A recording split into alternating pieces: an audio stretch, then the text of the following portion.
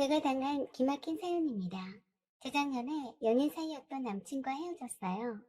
3년을 사귀었었고 결혼까지 생각할 만큼 사랑했던 사람이었어요.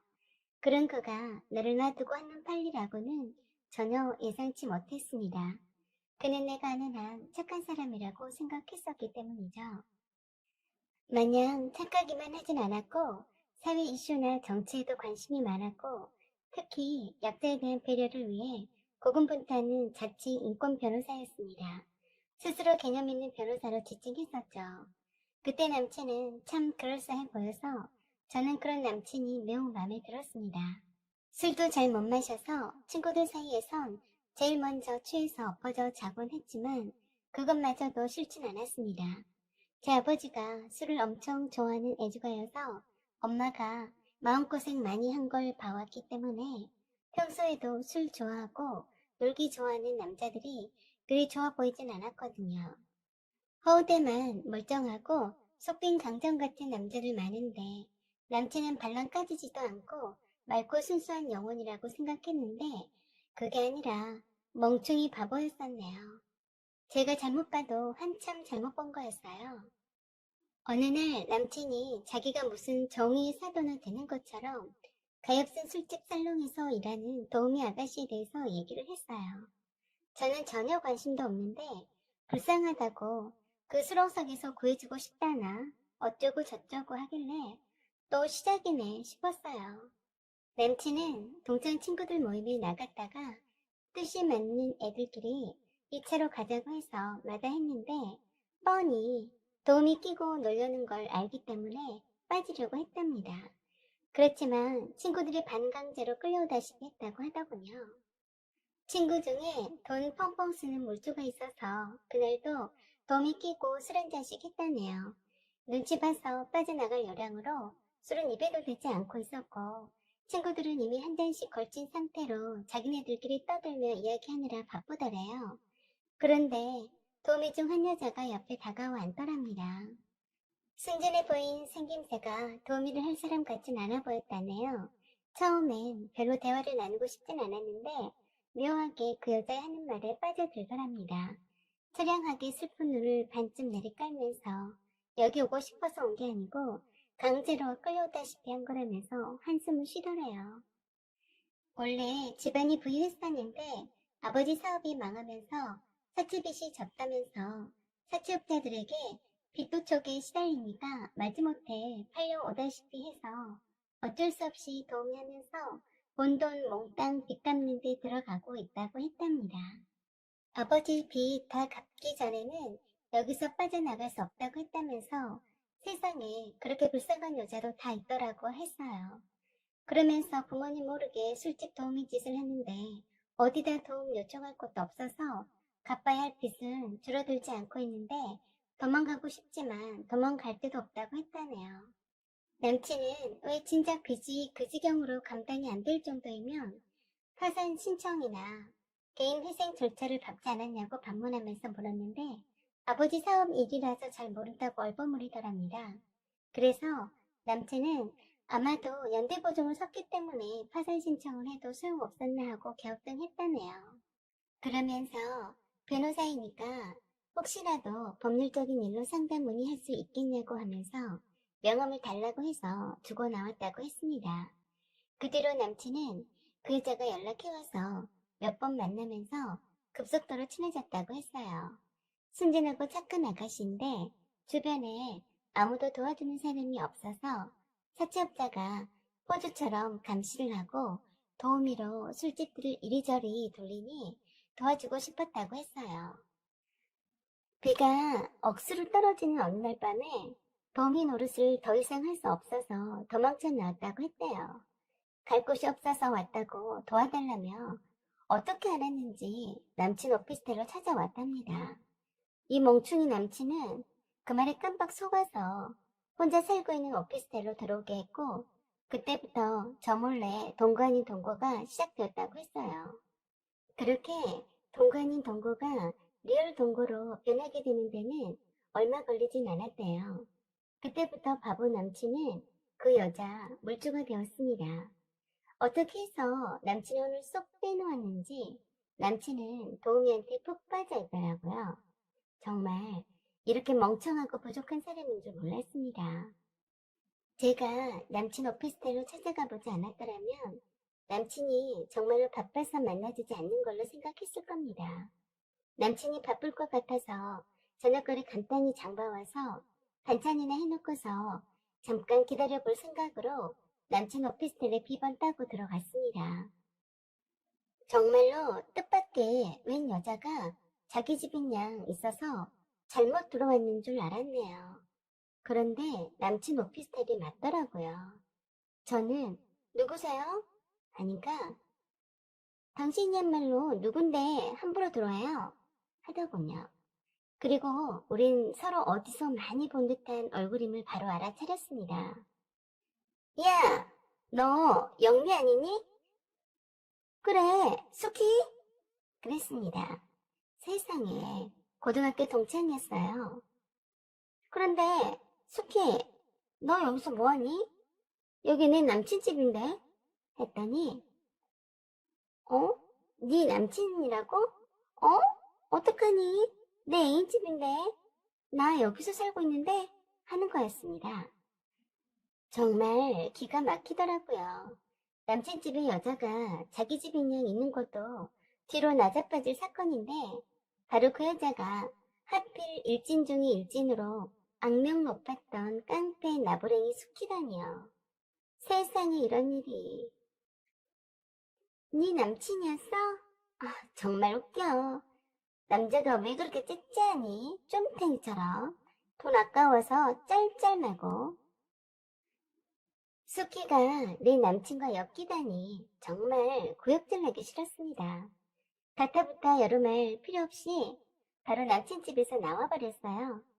남친에게도 매우 실망이 되었고 사무실 찾아가서 뺨 한 대라도 시원하게 치던지 핵주먹을 한 방 날리던지 별의별 생각이 다 들었지만 수준 낮은 수키를 만난 탓에 남친의 민낯을 바로 알게 된 거라고 생각하고 잊어버리기로 했어요. 수키는 어떻게 내 전화번호를 알았는지 남친과 오피스텔에서 함께 찍은 사진을 보내면서 잘 갖고 놀다가 돌려줄게. 기다려, 영미야. 하고 톡을 보냈어요.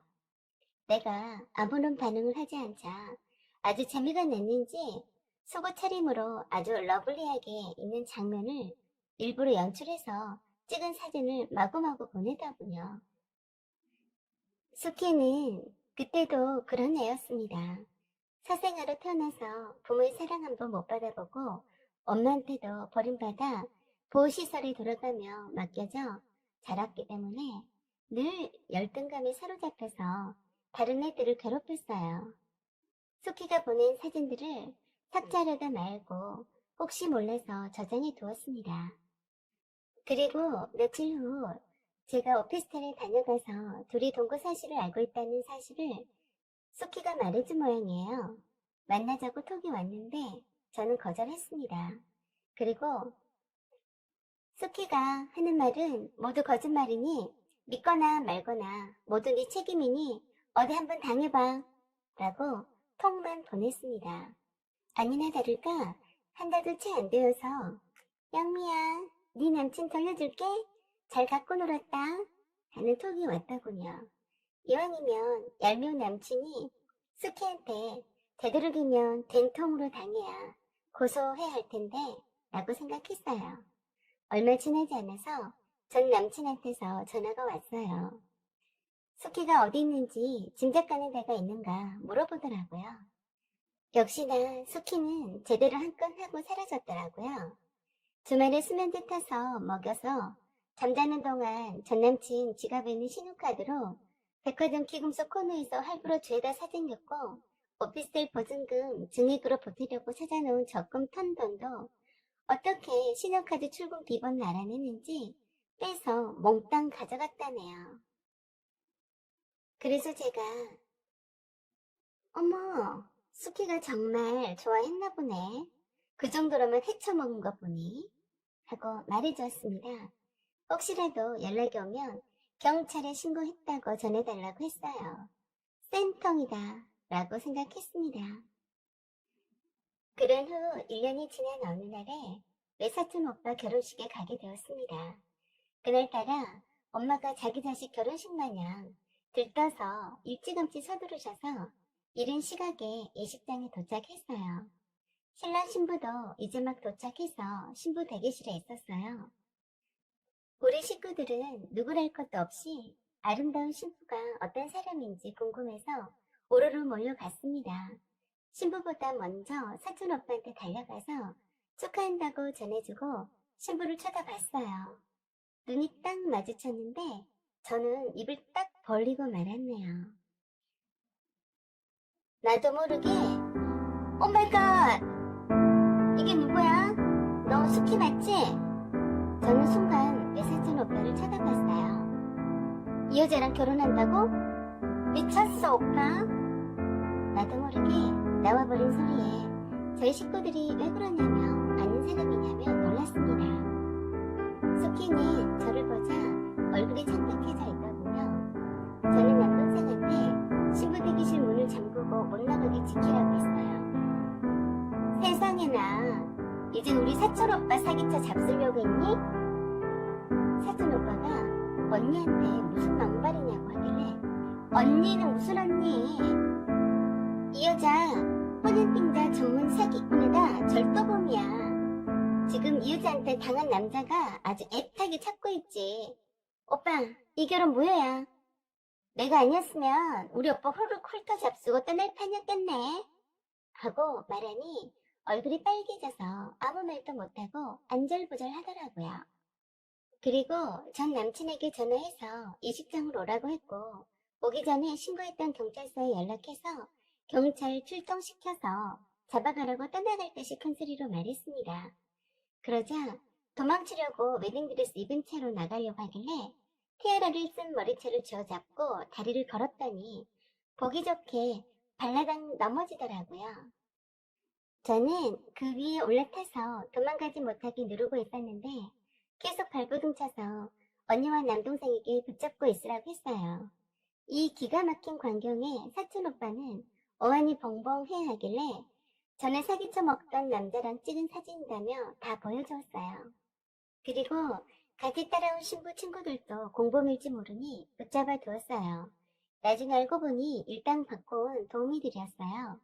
이제사 빠져나갈 구멍이 안 보이자 나한테 그냥 보내달라고 사정하더니 아글아글 써대고 소리 지르고 난리 쳤습니다.